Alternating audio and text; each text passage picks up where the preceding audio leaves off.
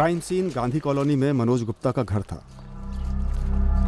नजारा भयंकर था। यह जुर्म 14 मार्च 2017 की सुबह सुबह रिपोर्ट हुआ। हमें बताया गया कि घर की छत पर लाशें बिछी हुई हैं।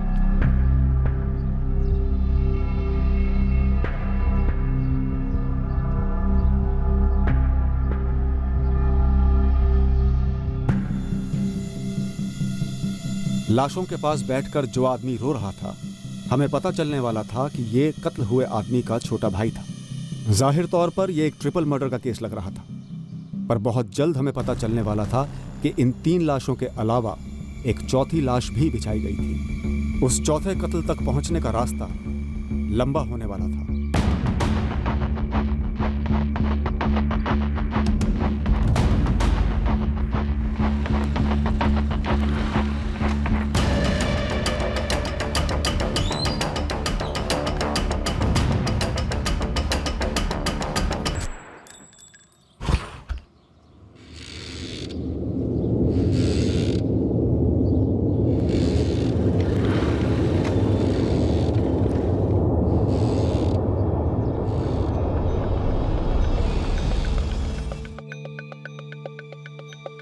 इंस्पेक्टर सत्येन चौधरी, आप पर पहला चार्ज ये है कि आपने मानव अधिकार समिति द्वारा भेजे गए आपके खिलाफ दर्जनों शिकायतों का एक भी जवाब नहीं दिया है। चार्ज नंबर 2, राजनीतिक रैली के दौरान बंदोबस्त ड्यूटी पर लापरवाही। चार्ज नंबर 3, सबसे गंभीर चार्ज, मॉलेस्टेशन और सेक्सुअल हैरेसमेंट का। एक महिला से आपने नौकरी के बदले सेक्स की मांग की और उसे मॉलेस्ट भी किया। अब मैं क्या कहूं सर, एक साथ इतने सारे केसेस का यूं अचानक से आ जाना साफ जाहिर होता कोई साजिश है। सर, इसका ताल्लुक कहीं गांधी कॉलोनी के ट्रिपल मर्डर केस की इन्वेस्टिगेशन से तो नहीं? साफ साफ बोलो सत्येन, मुझ पर उंगली उठा रहे हो? नहीं सर, मैं सिर्फ पूछ रहा हूं। चार्जेस तुम्हारे खिलाफ है, तुम्हें ज्यादा मालूम होना चाहिए। चार्जेस बेबुनियाद हैं सर। बेबुनियाद नहीं है। बंदोबस्त पे लापरवाही और ह्यूमन राइट्स वगैरह के चार्जेस से तो मैं निकलवा सकता हूं और निकलवाऊंगा भी, लेकिन ये मॉलेस्टेशन चार्ज। लेकिन सर सत्यन, मेरे पास कोई दूसरा ऑप्शन नहीं है। मुझे ये केस इंक्वायरी कमेटी को रेफर करना होगा। इंडिपेंडेंट इंक्वायरी होगी, सफाई सबूत जो देना है वहां देना। इस पेचीदा ट्रिपल मर्डर केस के इन्वेस्टिगेशन के बीचों बीच मुझ पर अचानक से हुए इन आरोपों की बौछार के खिलाफ मुझे खुद अपना बचाव पेश करना था। जहां तक ह्यूमन राइट्स कमीशन के भेजे गए लेटर्स का सवाल है, तो मैं कहना चाहूंगा कि हर दूसरे संदिग्ध का परिवार यह ह्यूमन राइट्स वाला पैंतरा अपनाता है ताकि सस्पेक्ट्स को हमारी कस्टडी से अलग किया जा सके। संजय पुजारी, विनय पंडित, सनी अरोरा और 10 से 3rd डिग्री और टॉर्चर के कंप्लेंट्स हैं। आपने इनमें से एक भी कंप्लेंट का जवाब देना अपनी ड्यूटी नहीं समझी? मेरी ड्यूटी है जुर्मों की इन्वेस्टिगेशन करना। जवाब देने का मुझे टाइम नहीं मिला, और वैसे भी एक स्टैंडर्ड फॉर्मेट होता है इन शिकायतों का। आप में अहंकार झलक रहा है इंस्पेक्टर सत्येन चौधरी। आपको दिए गए सरकारी पावर्स को जिम्मेदारी के साथ निभाने के बजाय आपने उसका गलत इस्तेमाल किया है। सॉरी सर, मुझे ऐसा नहीं लगता। चार्ज नंबर 2, आपके नाक के नीचे कोई अज्ञात टेम्पो पार्क कर गया रैली के उसी लेन पर जिस पर से पूरे स्टेट के बड़े बड़े लीडर्स का काफिला गुजरने वाला था। आपके स्टेटमेंट में आप कहते हैं मैंने पूरा इलाका 3 बार स्कैन किया था।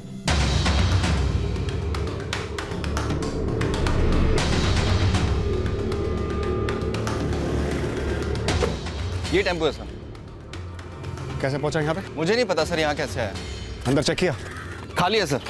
Okay, copy. सर, मंत्री जी का काफिला एयरपोर्ट से रवाना हो चुका है। 10 मिनट में यहाँ से गुजरेगा। जल्दी से टेम्पो को एक तरफ धकेलते हैं।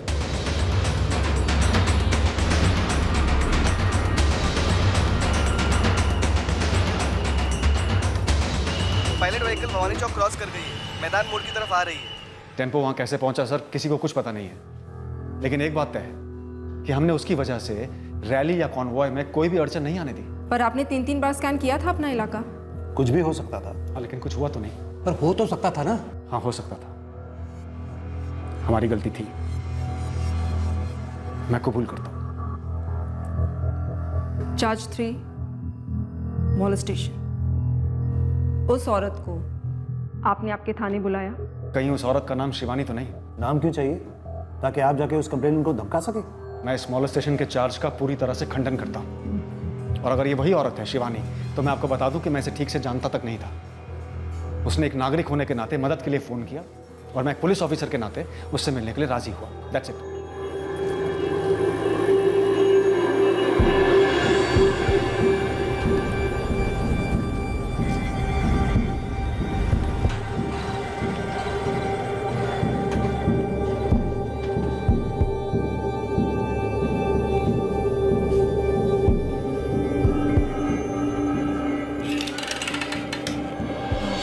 मे आई कम इन सर? Yes please. कंप्लेनेंट की स्टेटमेंट है हमारे पास। आपने उसे अपने कैबिन में बुलाया, अश्लील प्रस्ताव रखा और उसे गलत तरीके से छुआ। शुरुआत तो करनी पड़ती है। आप बातें किए जा रहे थे, वो अनकंफर्टेबल हो रही थी, फिर भी आप रुके नहीं और उसके बाद गलत तरीके से उसे छुआ, जबकि उसने साफ साफ अंदेशा दे दिया था कि वो आपकी हरकतों से बिल्कुल सहमत नहीं है। आपने अपनी पोस्ट का गलत इस्तेमाल किया इंस्पेक्टर। उस औरत को नौकरी दिलाने का लालच देकर उसके सामने शर्तें रखी। उस औरत के शब्दों में उससे सेक्सुअल फेवर मांगा। आप मुझे शहर के बाहर मिलिए, कोई अच्छी सी जगह फिक्स कर दूंगा, उसके बाद आराम से बैठकर सारी बातें करेंगे।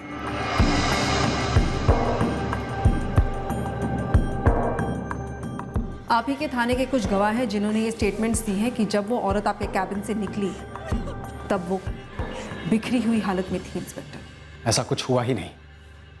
मेरे आज तक के सर्विस रिकॉर्ड में मेरे खिलाफ कभी कोई ऐसी कंप्लेंट दर्ज नहीं हुई है। हर चीज का फर्स्ट टाइम होता है। शायद आपके लिए फर्स्ट टाइम ना हो, लेकिन किसी औरत का आपके खिलाफ कंप्लेन करना फर्स्ट टाइम हुआ है। और मतलब क्या है आपका? वो औरत किसी खुफिया मकसद से ऐसा कर रही है? पूरी संभावना है। क्यों संभावना है? एक्सप्लेन कीजिए। देखिए, मैं उसकी कंप्लेंट की तहकीकात नहीं कर रहा हूँ। संभावना क्यों है मैं नहीं बता सकता। हाँ, इतना जरूर बता सकता हूँ कि ये खुफिया मकसद सिर्फ उस औरत का नहीं है। मतलब कोई आपको टारगेट कर रहा है? जी। कौन कर रहा है? अब क्यों?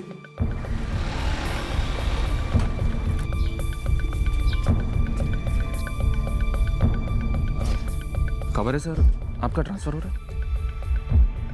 क्यों? चार्जेस बहुत गंभीर है सत्यन, खासकर मॉलेस्टेशन वाला चार्ज। रक्षक भक्षक नहीं बन सकता। मुझे टारगेट किया जा रहा है सर। कौन कर रहा है तुम्हें टारगेट? वो अभी मुझे मालूम नहीं है सर, लेकिन कुछ तो है। सत्यन, तुम्हारे ट्रांसफर ऑर्डर्स तो डिस्पैच हो चुके हैं, पर चार्जेस खारिज नहीं हुए। इंक्वायरी तो फेस करनी होगी। नितिन, क्या इस सब का ताल्लुक गांधी कॉलोनी के मर्डर से? क्या हम मुजरिम को पकड़ने के लिए सही दिशा में इन्वेस्टिगेट कर रहे थे? पता नहीं सर। सर, क्या ये शरद गुप्ता वाकई में इतना मासूम है जितना ये पेश आ रहा है?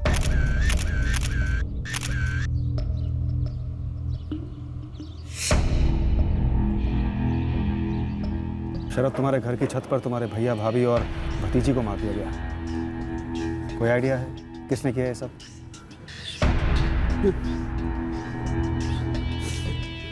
हमको कुछ सोच नहीं रहा है। हम रोज की तरह सुबह 6:30 बजे आज उठे। हर रोज भाभी पहले सुबह उठकर चाय बनाती थी सबके लिए, पर जब आज हम चाय के लिए किचन में गए तो ना ही तो भाभी वहां पे थी और ना ही चाय बनी थी। अब हमको लगा कि शायद दूध फट गया होगा या खत्म हो गया होगा तो लेने गई हैं, लेकिन जब हम बाहर जाके देखा तो दरवाज़ा अंदर से बंद था, तो सोचा कि शायद सो रही होंगी। कल मनोज भैया का बर्थडे था सर, हमको लगा कि लेट सोए होंगे। तुम्हारी अपनी माँ से कोई बात नहीं हुई?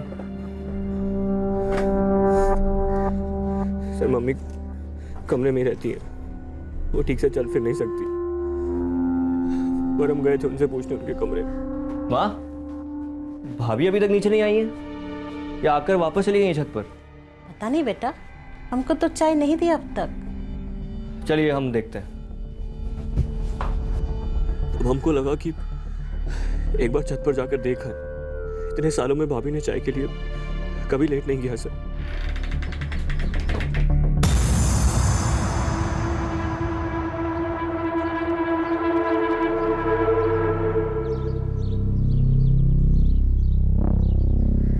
ये वहाँ कुछ बियर की बॉटल्स हैं, वो कल की हैं या उससे पहले की हैं? कल की होंगी शायद सर। मनोज भी अपने दोस्त राकेश के साथ बैठकर पिए थे। कहाँ मिलेगा राकेश अभी? आया है सर खबर सुनकर, यही नीचे होगा।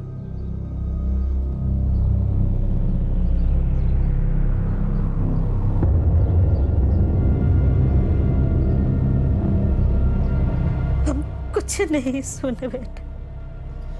माँ जी, छत पे 3-3 लोगों के गले काटे गए, आपने आवाज कैसे नहीं सुनी? हम रात को ठीक से सोते तक नहीं, उठते रहते। कोई आवाज हुई होती तो जरूर सुनते। शरद का आवाज लगाते कि देख बेटा क्या शोर हो रहा है। हम शाम के 7:30 बजे के लगभग यहाँ पे आए थे बियर लेके, मनोज का बर्थडे मनाने। अब मनोज भी उसी वक्त लौटा था और इसके बाद हम सब लोग मिलके केक काटे।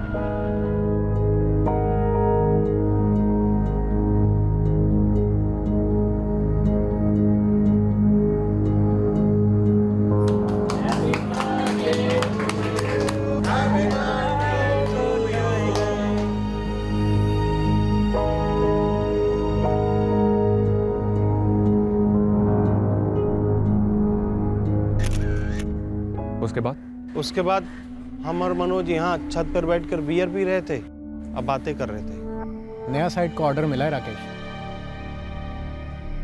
क्या बात है, बधाई हो। कुछ 70 मजदूरों का रिक्वायरमेंट है। 70? इतने सारे जुगाड़ कैसे करो? करना पड़ेगा दोस्त, बड़ा कंस्ट्रक्शन है। और यार अब ना बड़ा गेम खेल। पी पा के मस्त है। और सुनैना भाभी ने स्पेशल खाना बनाया था तो मनोज कहने लगा यहीं छत पे लगा दे। बाकी सभी ने नीचे ही खा लिया। माँ शिप्रा और हम यहीं खाना खाए थे सर रात में। फिर शिप्रा अपने पापा के पास छत पर चली गई और हम अपने कमरे में चले। तुम्हारे भैया भाभी और शिप्रा हमेशा छत पे सोते थे? नहीं, गर्मियों में से। तुम क्यों नहीं? माँ के लिए सर, उन्हें कभी भी जरूरत पड़ जाती है तो वो हमें आवाज लगा देती। ये राकेश क्या 10 बजे घर से निकला? हम देखे नहीं सर, हम सो रहे थे उस वक्त। 10 बजे निकले थे हम यहाँ से। शरद ने हमें बताया कि सुबह दरवाजा उसने अंदर से बंद देखा। तो तुम जब निकले तो दरवाजे पर कौन आया था? मेरा मतलब कुंडी अंदर से किसने बंद की थी? ऊपर शिप्रा सो गई थी, अब मनोज बिस्तर लगा रहा था तो हमको नीचे छोड़ने सुनैना भाभी आई थी। अरे बर्थडे बॉय रहने दीजिए, हम आके करते हैं ये सब। अरे नहीं, हम कर लेंगे ना। मनोज चलो हम निकलते हैं, कल मिलेंगे। हाँ ठीक है, गुड नाइट। सुनो ना, तुम जाके दरवाजा बंद कर दो, तुम्हारा नीचे वैसे भी कितना सारा काम बाकी है।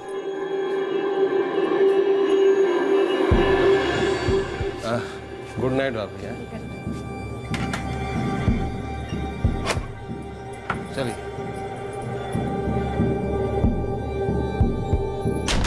शरद 3-3 मर्डर हुए छत पर, एक भी आवाज नहीं हुई। सर ये तो हमें समझ में नहीं आ रहा कि तीनों में से किसी ने आवाज क्यों नहीं की।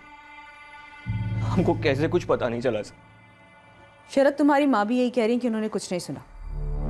वो रात को 12 बजे, फिर 1 बजे और फिर सुबह के 4 बजे उठी थी। शरद, ये राकेश क्या सचमुच घर से निकला था? सर उस पर शक करने की हमारे पास कोई वजह नहीं। तीनों विक्टिम्स पर अटैक लगभग एक समय में हुआ लगता है, एकदम अचानक। विक्टिम्स को तो अपने बचाव का कोई मौका ही नहीं मिला, स्ट्रगल के कोई निशान नहीं है। सुनैना के शरीर पे सेक्सुअल असॉल्ट की कोई साइन नहीं है। इनफैक्ट सुनैना और शिप्रा के गले की विंड पाइप कटी हुई है। एक समय पर एक आदमी एक ही आदमी का गला काट सकता है। 3-3 लोगों के गले कटना और किसी का शोर न करना, मतलब एक से ज्यादा हत्यारे थे। शायद, पर विक्टिम्स सुनैना और शिप्रा के गले सीधे काटे गए हैं। पर मनोज के केस में तकिए पे मनोज के खून के निशान और उसके मुंह के सलाइवा के निशान भी, जो कि ये दर्शाते हैं कि इसे तकिए से इसके दम घोटने की कोशिश की गई है। मनोज के सर के नीचे का तकिया जू का तू था। इसका मतलब किसी बगल वाले तकिए का इस्तेमाल किया गया होगा। उसके बाद मनोज का गला भी काटा गया। उसके ब्लड स्ट्रीम में अल्कोहल पाया गया। हाँ, बर्थडे था, दोस्त के साथ बियर पी थी। ये बच्ची शिप्रा, इसका मुंह माँ बाप के ऑपोजिट डायरेक्शन में पाया गया। बीच में उठ गई होगी, इसके पहले कि चिल्लाती उसका गला काट दिया गया, इसलिए वो पेरेंट्स के अपोजिट साइड में गिर गई होगी। तीनों की मौत की टाइमिंग सेम थी, रात के 12:30 बजे से 1:30 के बीच में। पर किसी ने कोई आवाज नहीं की, या शायद आवाज हुई पर किसी ने सुना नहीं, या शायद किसी ने सुना पर उसे चुप करा दिया गया।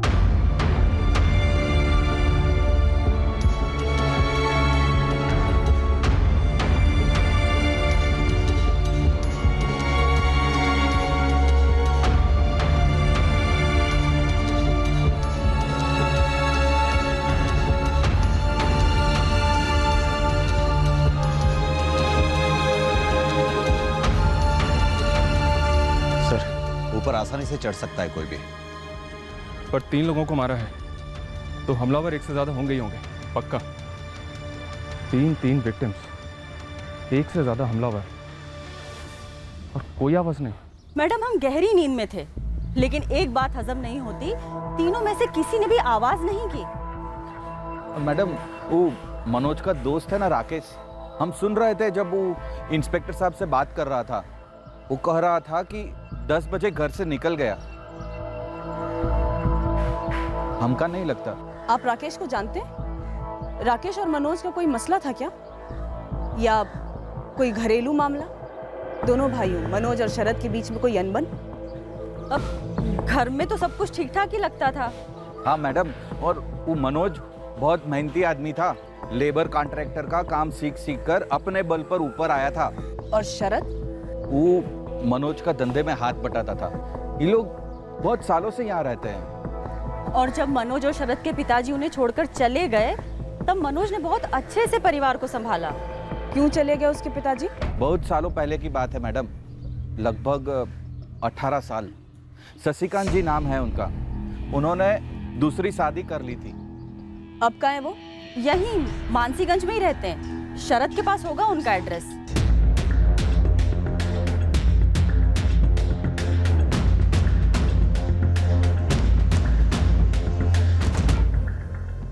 जब हम कह रहे 10 बजे हम निकल गए थे, तो दोबारा से पूछ रहे हैं, क्या मतलब है सर? छुरा कहाँ छुपा है राकेश? हमने बहुत तलाशी ली, मिला नहीं। तुम भी तो रात भर मनोज के घर पे थे ना? सुबह कितने बजे निकले वहां से? आप जाके हमारे घर वालों से जाके पूछ लीजिए कि हम कितने बजे जाके सो गए थे। वो तो हम पूछेंगे ही। तुम सिर्फ इतना बताओ कि तुमने मनोज, सुनैना और शिप्रा को क्यों मारा? अरे हमने नहीं मारा उन्हें सर। मनोज हमारा दोस्त था, 10 साल से हमारा उसका दोस्ती था। हम उसको मजदूर ला के देते थे, वो हमको कमीशन देता था। सुनैना के साथ कोई चक्कर? छी है, क्या बात कर रहे हैं सर? आवाज क्यों नहीं सुनी मतलब? अब इसका क्या जवाब दें हम आपको? शरद, तुमने कहा कि मेन डोर अंदर से बंद था, तो जाहिर सी बात है हमलावर बाहर से ही छत पर आए होंगे, है ना? सर हमको कैसे पता हो? या किसी ने घर का दरवाजा खोलकर उन्हें अंदर लिया? हमको कैसे पता होगा सर? राकेश घर पर ही था ना? हाँ, हमने उसको भैया के साथ बियर लेकर छत पर जाते हुए देखा था। उसके बाद क्या हुआ हम नहीं जानते। शरद?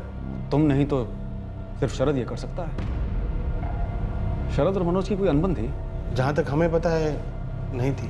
तुम्हारी और शरद की कोई साठ-गांठ थी? नहीं, ऐसा कुछ भी नहीं था सर। कुछ तो था जो उस घर की छत पर हुआ था, जिसका उस घर से ताल्लुक था। क्या माजरा था? हाँ, हमारा आधा परिवार खत्म हो गया है और आप हम पर शक करे जा रहे हैं। कातिल को पता था कि तीनों छत पर सोते हैं। अब ये बात या तो सिर्फ तुम्हें पता है या राकेश को पता है। हमने आपसे कहा मैं राकेश पर शक नहीं है। तो फिर कौन हो सकता है जिसकी मनोज, उसकी पत्नी और उसकी छोटी सी बच्ची से इतनी भयंकर दुश्मनी थी? हमको सच में कुछ नहीं मालूम है सर। पापा के छोड़ के जाने के बाद हम दोनों भाइयों ने माँ को संभाला। इतनी मेहनत से उन्होंने ये सब कारोबार खड़ा किया था। क्या कुछ नहीं सिखाया उन्होंने हमें, एक हमें नई दिशा दी उन्होंने। और आप हम पर ही शक किए जा रहे हैं बार बार। हमको क्या मिलेगा सर उनका कत्ल कर कर? देखिए माँ जी, अब डरिए मत, बेझिझक बोलिए। क्या आपको किसी ने कुछ कहने से मना किया है या धमकाया है? शरद ने कोई कसम दी है? मनोज, सुनैना और शिप्रा, इन तीनों के सो जाने के बाद क्या शरद रात को उठा था? वो छत पे गया था? आपने कुछ ऐसा देखा या फिर कुछ भी सुना? क्या राकेश रात को वाकई निकला था घर से?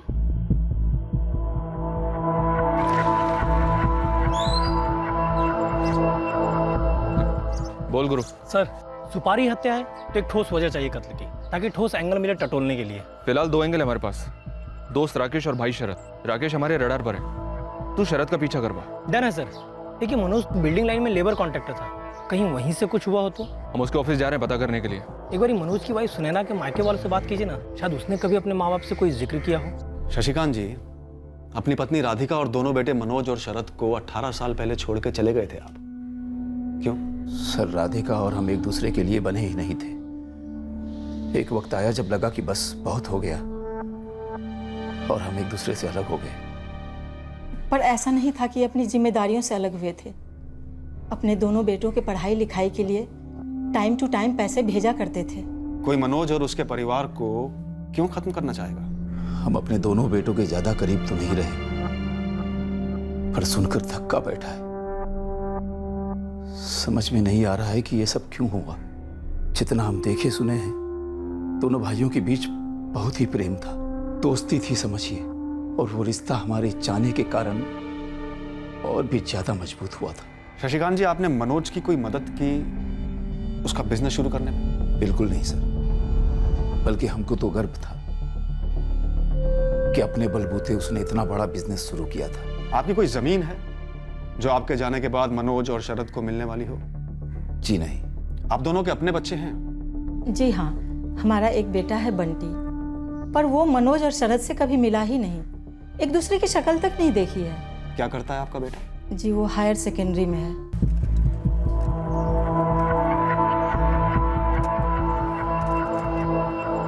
बंटी के पास फोन है? हाँ है। क्यों? हमारे बेटे को इसमें क्यों घसीट रहे हैं? हम बता चुके हैं, हमारा इस मामले से दूर दूर तक कोई वास्ता नहीं है। किरण जी, मैं ब्लेम नहीं कर रहा हूँ, कोई आरोप नहीं लगा रहा हूँ, मैंने सिर्फ पूछा। इतने सालों में मनोज भाई का किसी से कोई पंगा नहीं हुआ। सोना थे वो आदमी सोना। आप चाहें तो किसी से भी पूछ सकते हैं। तो क्या राजदीप पंगा दोनों भाइयों के बीच में था? अरे नहीं मैडम, काम के वक्त तो ऐसा कभी नहीं दिखा, बल्कि शरद तो मनोज भाई की चुपचाप सुनता था। चुपचाप माने वो बड़े थे और सारा धंधा उन्होंने ही सेट किया था। अच्छा, ये मजदूरों के सप्लाई में तो काफी कंपटीशन होता है। अरे पूछिए मत मैडम, बहुत झिकझिक। मैं पूछ रही हूँ, इस लाइन में जहाँ इतना कंपटीशन होता है, किसी से कोई पंगा ना होना ये सोचना थोड़ा मुश्किल लगता है। तो क्या किसी पार्टी से या किसी मजदूर से कभी कोई पंगा हुआ होगा, मनोज का या फिर शरद का? वही तो खासियत थी मनोज भाई की, सारा हिसाब किताब लेन देन एकदम क्लीन। कुछ तो कारण होना चाहिए। मनोज से कोई नाराज था क्या? समझ ही नहीं आ रहा है मैडम, वो भी देखिए ना, बर्थडे वाले दिन ही।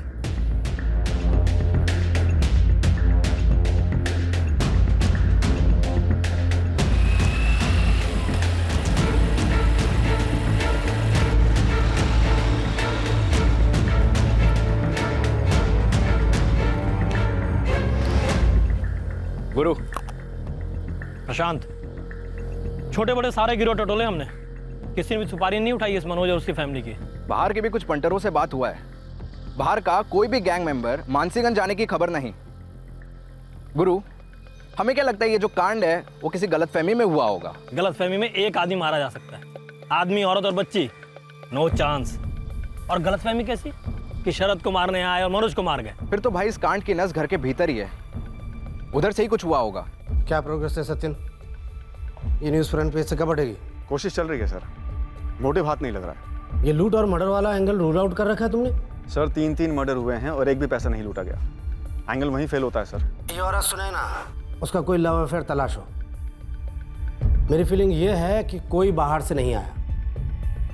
छत पे जाने का सबसे सेफ और खामोश तरीका है घर के अंदर की सीढ़ियाँ। इन सीढ़ियों को फॉलो करो सत्यन, तुम्हें सच तक पहुंचाएंगी। तुम्हारी अपनी माँ से कोई बात नहीं हुई? सर मम्मी कमरे में रहती है, वो ठीक से चल फिर नहीं सकती। अब हमको लगा कि एक बार छत पर जाकर देखा। इतने सालों में भाभी ने चाय के लिए कभी लेट नहीं किया सर।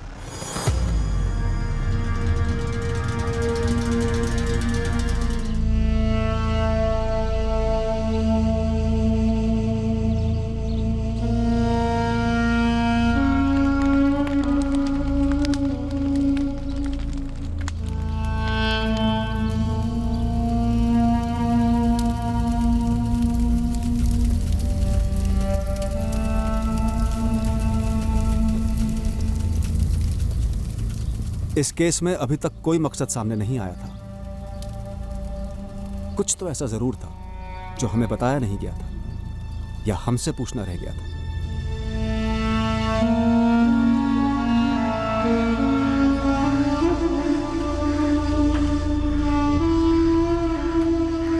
एक अतीत था इस केस का जिस तक हम पहुंचे ही नहीं थे, उस एंगल को छुआ ही नहीं था। छत पर सोने वाला परिवार नॉर्मली क्या करता? बाहर से दरवाजा बंद करता। सर हमारे घर में तो बंद कर दिया जाता है क्योंकि हवा चलती है, दरवाजा दीवार से टकराता है जिसकी वजह से डिस्टरबेंस होती है। और अगर पूरी फैमिली अंदर सोती हो तो जाहिर सी बात है सर, टेरेस का दरवाजा अंदर से बंद किया जाएगा सेफ्टी के लिए, ताकि कोई टेरेस के जरिए घर के अंदर ना पाए। लेकिन यहां पूरी फैमिली अंदर नहीं सोई थी। मनोज, सुनैना और शिप्रा छत पर सोए थे और शरद ने हमें बताया कि सुबह जब वो टेरेस पे गया तो उसने दरवाजा खोला था, यानी कि दरवाजा बाहर की तरफ से बंद नहीं था। सर कुंडी उंडी तो तोड़ी नहीं गई, वो मैंने चेक किया था। मनोज या सुनैना ने अगर टेरेस का दरवाजा बाहर की तरफ से बंद नहीं किया तो या तो उस रात हवा बिल्कुल चली नहीं, जिससे कि दरवाजा दीवार से टकराया नहीं और कोई आवाज नहीं हुई, या फिर उन्होंने दरवाजा बंद किया होगा और हुआ कुछ और होगा। मतलब सर ये सारा कुछ एक दिखावा है, दरवाजा खोला गया मर्डर करने के लिए। लगता है सर टारगेट सिर्फ मनोज रहा होगा। हो सकता है कि प्लान ये था सर कि इसे एक ऐसा मर्डर दिखाया जाए जैसे इसमें कुछ और भी शामिल है, पर उतने में ही बच्ची उड़ गई होगी। और सुनैना को क्यों मार दिया गया होगा? सब शायद दरवाजा सुनैना ने खोला होगा, शायद सुनैना इस साजिश में शामिल थी। बीच में बच्ची जग गई जिसकी वजह से हमलावरों ने कोलैटरली माँ और बेटी दोनों को मार डाला ताकि गवाह ना बचे। अगर हम इस थ्योरी से आगे बढ़े तो सुनैना ने दरवाजा या तो राकेश के लिए खोला होगा जो घर में ही कहीं छुपा बैठा होगा,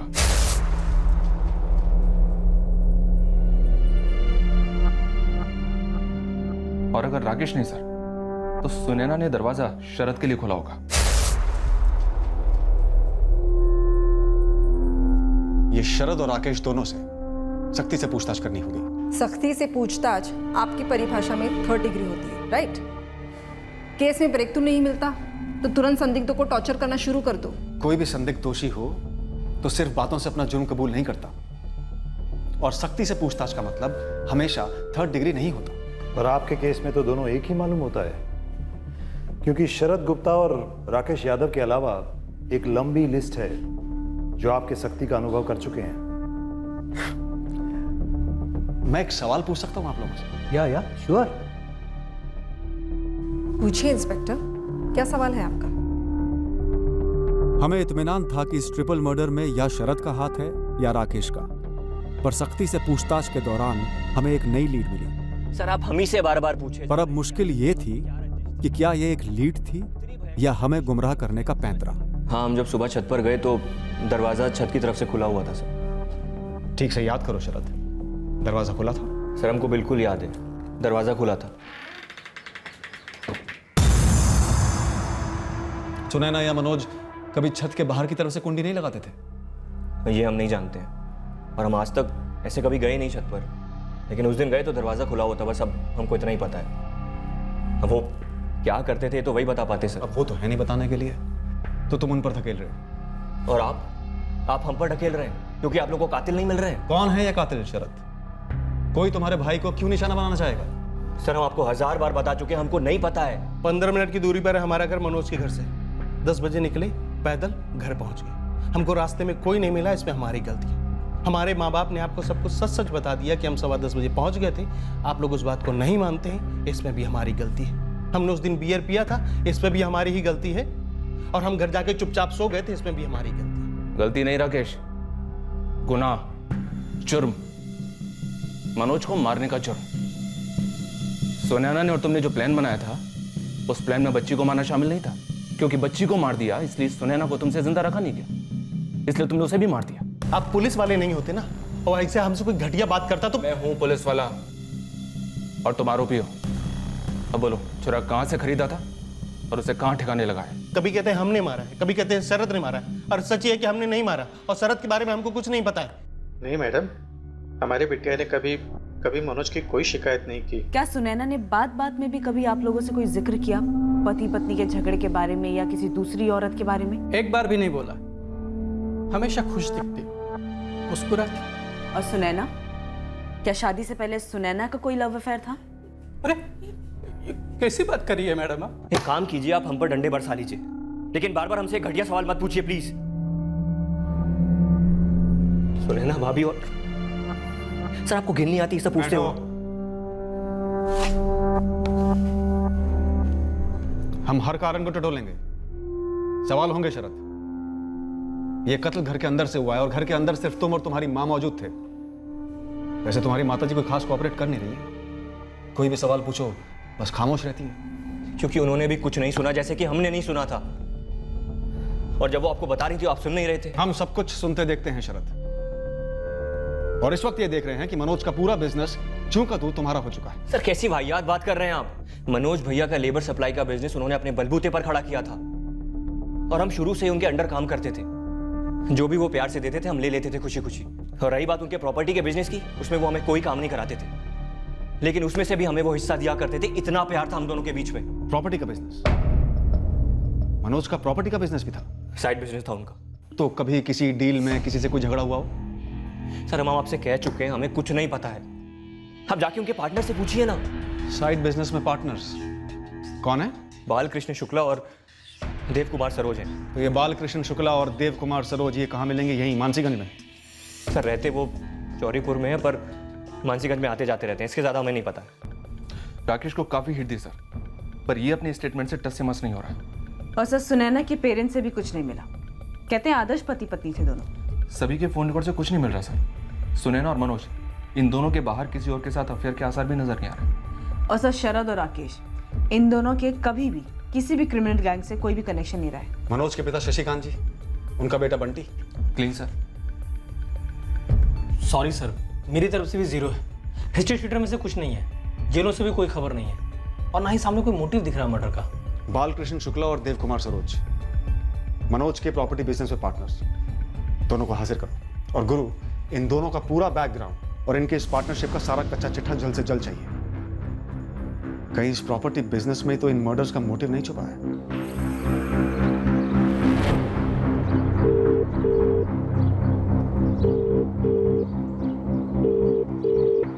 नमस्ते शरद जी।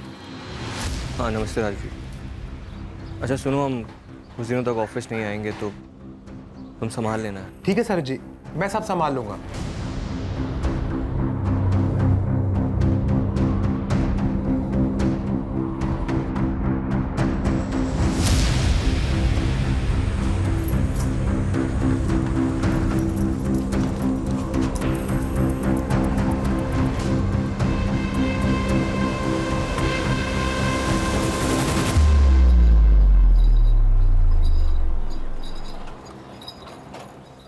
और चंदर, मेरे लिए क्या खबर लाए? वो दोनों बालकृष्ण शुक्ला और देव कुमार सरोज दोनों हाईवे स्पेशलिस्ट हैं। माने?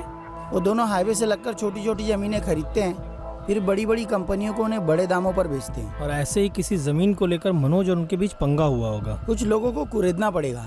जैसे ही कुछ पता चलता है आपका फ़ोन बजेगा। बात सही है सर। मनोज हमारा पार्टनर था, बहुत ही भला आदमी था, और उस भले आदमी का और उसकी पत्नी और उसकी बच्ची का कत्ल कर दिया गया। समझ भी नहीं आ रहा है कैसे। हमें भी समझ में नहीं आ रहा है कि इतना घूम घूम कर आने के बाद हमें पता चल रहा है कि मनोज का कोई प्रॉपर्टी का बिजनेस भी था जिसमें आप दोनों पार्टनर्स थे। प्रॉपर्टी का नाम सुनते ही लोगों के मन में अलग अलग ख्याल आते हैं। हम सिर्फ इतना कहेंगे कि हमारा काम बड़े ही कायदे से होता है। हिसाब बिल्कुल क्लियर था सर। हम सब मिलकर पैसा लगा कर जमीन खरीदते, दाम बढ़ जाता तो बेच देते, लागत के हिसाब से बराबर का मुनाफा बढ़ता सब पार्टनर के बीच, सब खुश। तो फिर नाखुश कौन था? हमारा बिजनेस और पार्टनरशिप में तो कोई नहीं हिसाब। अब मनोज का लेबर वाला बिजनेस में कुछ हुआ हो या उसका और कोई बिजनेस में कुछ हाथ हो तो हम लोगों को कम से कम, हमको तो कुछ नहीं पता सर। मनोज के भाई शरद को जानते हो? नहीं, बस नाम सुना था मनोज से। ऐसा है ना सर कि हमारे प्रॉपर्टी बिजनेस में उसकी छोटी सी लागत थी। उसका मेन बिजनेस तो लेबर सप्लाई का था, जिसमें हमने मदद भी की थी उसकी हमारे चौरीपुर वाले प्रोजेक्ट में। तभी मुलाकात हुई थी उससे।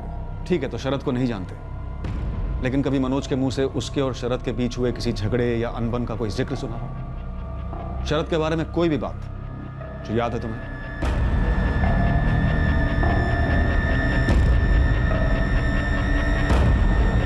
जी नहीं सर, मनोज ने कभी हमसे जिक्र नहीं किया कि उसका उसके छोटे भाई शरद का कुछ झगड़ा उड़ा हुआ है या कोई अनबन है बीच में। नहीं मैडम, इस ऑफिस में कभी प्रॉपर्टी वाले बिजनेस की बात नहीं होती थी, वो तो उनका साइड बिजनेस था ना। देखो राजदीप, हमें मनोज के मेन बिजनेस और पर्सनल लाइफ से कत्ल के मकसद के बारे में कुछ नहीं पता चला, तो हमें उस साइड बिजनेस के बारे में बता दो, शायद वहां से मकसद का कुछ इशारा मिले।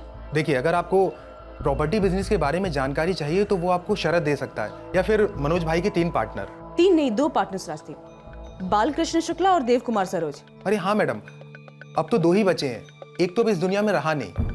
मनोज के 3 पार्टनर्स थे? जी हाँ। तीसरे पार्टनर की मौत कब और कैसे हुई? मैडम सुना था कोई हादसा हुआ था, लेकिन ज्यादा मालूम नहीं। 2 घंटे से बाल की खाल निकाल रहे हैं इस केस की, और तुमने ये बताना जरूरी नहीं समझा कि तुम्हारा एक और पार्टनर था जो अब इस दुनिया में नहीं है। नहीं दुनिया में तो क्या बताता सर, नवीन पटेल नाम था उसका, मनोज की तरफ फर्स्ट क्लास आदमी था। तो कैसे मारा गया? क्या हादसा हुआ था नवीन पटेल के साथ? हादसा मतलब वो नवीन पर फायरिंग हुई थी।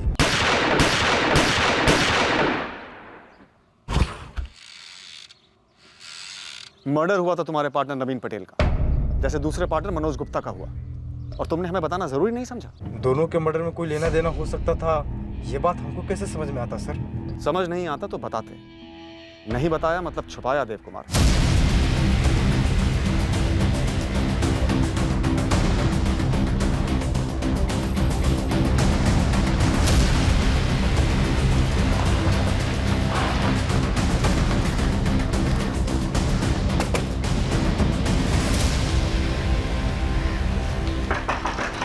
अब मनोज और उनके परिवार को मार डाला गया, तब जाके आप लोग हमारे पति के बारे में पूछ रहे हैं? खुलेआम घूम रहे हैं उनके कातिल आप लोगों की छत्र छाया में। कौन है उनके कातिल? और कौन? वही तीनों, देव कुमार, बालकृष्ण और मनोज। कहने को तो तीनों पार्टनर्स, लेकिन जान ही ले ली उनकी जमीन के पीछे। क्या कहा था आप लोगों ने हमसे? यही ना कि इन तीनों का हाथ नहीं है हमारे पति के कत्ल में। कुछ नहीं किया आप लोगों ने, कुछ नहीं किया हमें न्याय दिलाने के लिए। सर, अब तो कोई डाउट नहीं है कि दोनों केसेस एक दूसरे से जुड़े हुए हैं। पेचीदा केस है। यहां संगीता पटेल ने अपने पति नवीन पटेल के मर्डर में मनोज गुप्ता की भी इन्वॉल्वमेंट बताई है। सर, ये बिल्कुल सच है। नवीन की पत्नी ने मनोज गुप्ता का नाम लिया था, लेकिन इन तीनों, बालकृष्ण शुक्ल, देव कुमार और मनोज गुप्ता, इन तीनों के खिलाफ हमारे पास कोई सबूत नहीं है। किस जमीन की बात करी थी नवीन की पत्नी? सर, वो ऐसे ही जनरली बोली थी कि कोई जमीन का मसला है, तो हमने उससे कहा था कि कोई डिटेल दो, कागजात दिखाओ, पेपर्स दिखाओ, लेकिन वो इतनी बेहाल थी कि सिर्फ आरोप पे आरोप चिल्लाई जा रही थी, और इधर इन तीनों के खिलाफ हमारे हाथ कोई सबूत था ही नहीं। शूटर्स हाथ लगे? नहीं, अभी तक तो नहीं, छानबीन जारी है। दरअसल ये संगीता, जो नवीन की पत्नी है, इसने उन लोगों को देखा तो था, लेकिन उनके चेहरे गमछे से ढके हुए थे, और इसने उनकी गाड़ी का नंबर भी नोट नहीं किया था। और ये केस जब तक हमारे पास में आया तब तक इतनी देर हो चुकी थी कि नाकाबंदी करने का भी कोई मतलब नहीं था। तो सर, उसके अलावा कोई संदेह उठाए होंगे आपने, सुपारी मार्केट से या हिस्ट्री शीटर से? हाँ, बिल्कुल उठाए हैं। उनकी काफ़ी तुड़ाई भी हमने की, लेकिन अभी तक हमारे हाथ कुछ नहीं लगा। भूपेन, एक काम करो, तुम्हारी जितनी भी तहकीकात अब तक की हुई है उसकी एक केस फाइल बनाकर मुझ तक पहुंचा दो।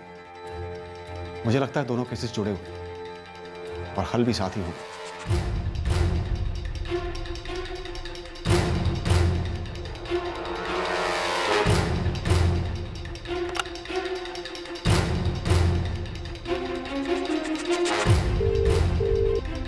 हेलो। हाँ, पता नहीं कैसे, लेकिन इन लोगों को भनक तो लग गई है। नहीं, कुछ गणित कर रहे हैं ये लोग। वर्षा, ये बालकृष्ण और देव कुमार जब मनोज के बारे में बात कर रहे थे तो बहुत आराम से बोले जा रहे थे, ना कोई झिझक, डर नाम की चीज नहीं, चेहरे पे कोई शिकन नहीं। और सर, नवीन के मर्डर के बारे में भी बताना मिस कर गए। इतनी अहम बात नहीं बोली, अब इन्हें दोबारा बुलाकर सख्त पूछताछ करनी होगी। Yes sir. सर, वो गुरु भी एक खबर लेकर आए, पर पता नहीं वो इस केस से कितना ताल्लुक रखती है। सर, ये टिप ना नवीन पटेल मर्डर केस की है ना ट्रिपल मर्डर केस की। बोल तो गुरु। सर, वो पार्टनर है ना बालकृष्ण शुक्ला। टिप क्या है गुरु? सर, इस बालकृष्ण शुक्ला का 2 बाहुबलियों के साथ उठना बैठना है।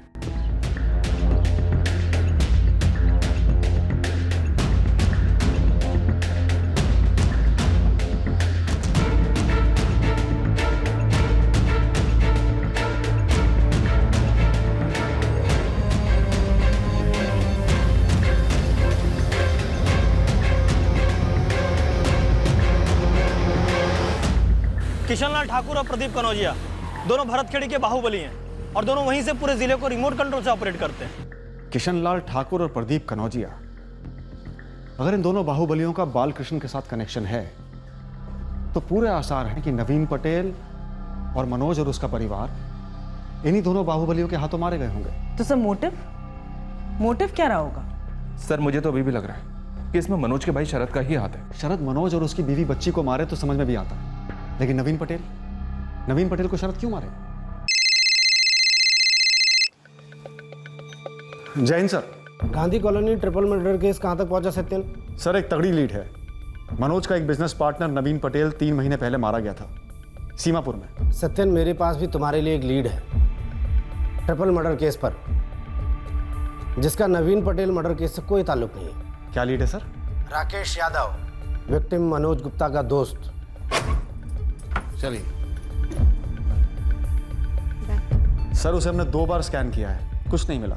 तुम एक बहुत अहम पॉइंट मिस कर रहे हो सत्यन, जो मेरे किसी सोर्स ने मुझे दिया है। क्या पॉइंट है सर? अफेयर में खटास आ गई थी। उठाओ, तोड़ो उसे। राकेश यादव के खिलाफ सबूत का एक दिन का नहीं था और उसके बावजूद आपने उसे टॉर्चर किया ताकि वो जुर्म कबूल करे जो शायद उसने किया ही नहीं था। राकेश यादव वो आखिरी इंसान था जो उस रात मनोज के साथ था, जिसके बाद मनोज और उसकी फैमिली का मर्डर हुआ। हमें तगड़ा शक था कि राकेश यादव ने उस रात घर छोड़ा ही नहीं। तगड़ा शक था तो आपने तगड़ा टॉर्चर किया। और तगड़ा शक बिना तगड़े एविडेंस के किस काम का? हाँ, अब मुझे मकसद समझ में आ रहा है। क्या कहने वाले हैं आप? हम सबका कोई खुफिया मकसद है? आपको हैरेस करना, आपको फंसाना? नहीं, मेरा वो मतलब नहीं था। लेकिन सच कहूं तो एक पॉइंट के बाद मुझे नहीं लगा था कि राकेश यादव गिल्टी है। उसके बाद भी इस हद तक सख्ती की आपने उसे अधमरा छोड़ दिया। और ये कोई ऐसा पहला केस नहीं है आपके खिलाफ, इंस्पेक्टर सत्यन चौधरी।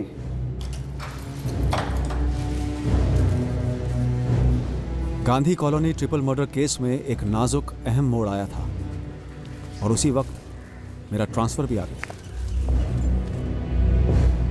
मुझे साफ दिख रहा था कि हमारी इन्वेस्टिगेशन ने किसी बड़ी ताकत की दुखती रग पर उंगली रख दी थी। शायद मेरा हाथ असली मुजरिमों की गिरबान तक पहुंच रहा था, छुपे मकसद को बेनकाब करने वाला था। क्या यह सब किसी को बचाने के लिए किया जा रहा था?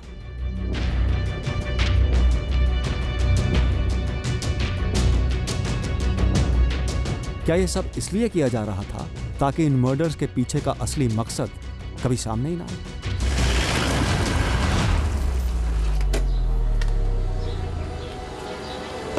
जिस दुखती रग पर मैंने उंगली रखी थी, उस रग को फिर से कोई दबाने वाला था, पर उसमें लगभग 1 साल लगने वाला था। मनोज और उसकी फैमिली की हत्या से किसको फायदा होने वाला था? क्या मनोज और उसके परिवार की हत्या उसके पार्टनर नवीन पटेल की हत्या से जुड़ी थी? वो कौन सी दुखती रग थी जो इस केस की बदौलत छिड़ गई थी? 2 बाहुबली, किशनलाल ठाकुर और प्रदीप कनौजिया, क्या उन दोनों का इन मर्डर से कोई ताल्लुक था?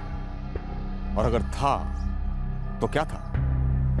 कल पेश करेंगे तहकीकात का वो हिस्सा जब केस ठंडा पड़ गया था और कैसे एक नए ऑफिसर के आने के बाद उसे फिर से जगाया गया और असली गुनहगारों तक पहुंचा गया। कल पता करेंगे मनोज और उसके परिवार की मौत का मकसद। क्राइम पेट्रोल सतर्क। जय हिंद।